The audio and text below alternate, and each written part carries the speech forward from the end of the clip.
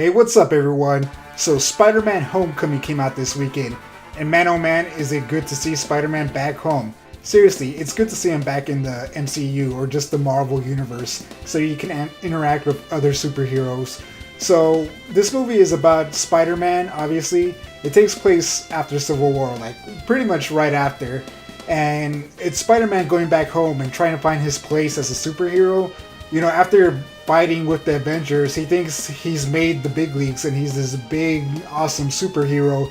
And he's waiting for Tony Stark to give him a call, you know, so he can go to their next big mission. And while he's waiting, he's just kind of, you know, fighting a little bit of a crime and whatnot. And he's eager. You know, he wants to be this big, super eager superhero. So it's not like these petty crimes are below him. It's that he wants to do a lot more. Like, he wants to save the world. He wants to be an Avenger. So he eventually stumbles onto the Vulture and his gang, who are a bunch of criminals who are stealing high-tech technology and selling it to other criminals so they can commit crimes. And, you know, this obviously leads to the main story where Spider-Man is trying to stop the Vulture. And speaking of Vulture, it's one of the things that I like about this movie. The Vulture is a good villain. Like, you understand why he is a bad guy. You know, he does what he does. He steals this technology to make a living. You know, in the beginning of the movie, he's a hard-working, blue-collar person. And, you know, he's just eager to make a living, you know, support his family and whatnot. But all, you know, circumstances, you know, end up turning his life in a different direction. And he kind of has to, you know, go towards this, you know, route of crime because, you know, that's just something you have to do sometimes because he isn't treated properly. Like, that's one of his things is that he's this Joe Schmo that no one really cares about. You know, the world is being invaded by aliens and, you know, the world's destroyed and the rich benefit from it and the poor just suffer. And that's kind of the character who he is. You know, he just steals this technology to support himself and the people he loves. So I liked his characterization. I like the villain. It's definitely one of my favorite things about this movie. I think he's a good Marvel villain, better than some of the last ones we've gotten. So pretty good. Like I said, that's one of the things I like. And this Spider-Man movie is good. I love it. It's fantastic. It's one of my favorite Spider-Man movies. This is the sixth one. There have been 5 before previously. You know, 2 separate ones, the Sam Raimi ones, and then the Mark Webb ones, the 2 Amazing Spider-Man movies. And this one has to be in my top 2. I can't decide if it's better than Spider-Man 2, which is my favorite Spider-Man movie, or just as good. Either way, it's right there. Like, it's one of the best Spider-Man movies, which is really, really good. So Tom Holland, who plays Spider-Man, does a fantastic job as Spider-Man. He's definitely one of the best Spider-Man, even though we've only had 3. Andrew Garfield was good as Spider-Man. I didn't think he was a good or great Peter Parker.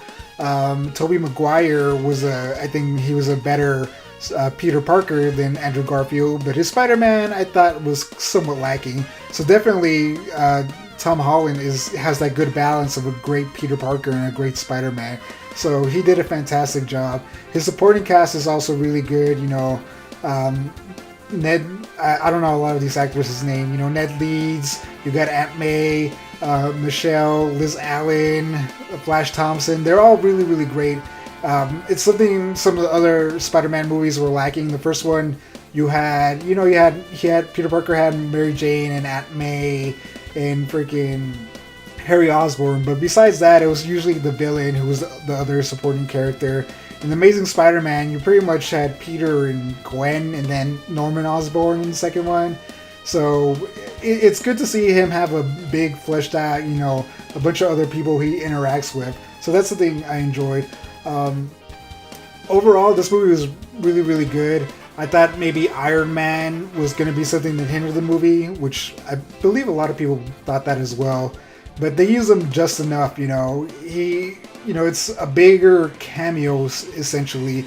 You know, he has like one scene where he really helps out Peter Parker, but other than that, he's just there as a mentor. And he talks to him, you know, he's kind of trying to guide him. So he's like, be better, you know, be your friendly neighborhood Spider-Man. You don't have to be this big, crazy superhero, you know, help the little man. Which he eventually learns towards the end of the movie.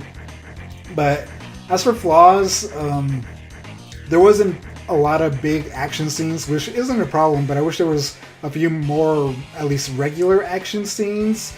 Like in the two other Spider-Man franchise movies, you see Spider-Man swinging through the city a lot more. In this one, to keep it different, you know, he doesn't swing around cities as much. You know, he's kind of more on the ground. He hasn't, you know, he doesn't live in New York, so he's not swinging around everywhere. It's like he's in Queens. There's not a lot of tall buildings, so he's tends to be more on the ground, which is something that's good. Which is another thing I like about this movie is that, you know, we've had 5 Spider-Man movies before, and it does a good, you know, does a good job of differentiating itself from those movies. This movie feels different from those movies. It's not like them, so it stands on its own, which is fantastic. But, you know, like I said, it could have used a few more action scenes. That's one of the things that I believed was flawed. I want to say that's pretty much one of the only things in that movie that I can think of right now that it's really kind of flawed. But, you know, it did have good action scenes. It had plenty of other action scenes, but they try to get this balance between Peter Parker and Spider-Man. And I think we got a little bit more Peter Parker, which isn't bad, you know, because Peter Parker is who makes Spider-Man. You know, the person in the mask, you know, anyone could be Spider-Man, but the person in the mask is also very important. So, like I said, Peter Parker was a great character, but I would have liked to see more action as him as Spider-Man. But like I said, overall, great movie, fantastic. I recommend you go watching it.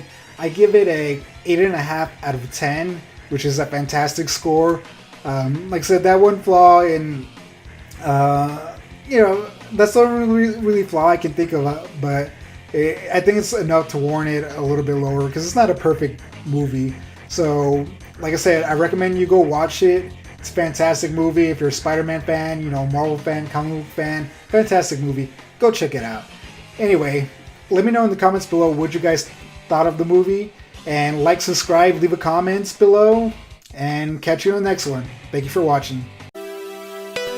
Hey, if you like this video, we have several other awesome videos you can check out. And again, thanks for watching.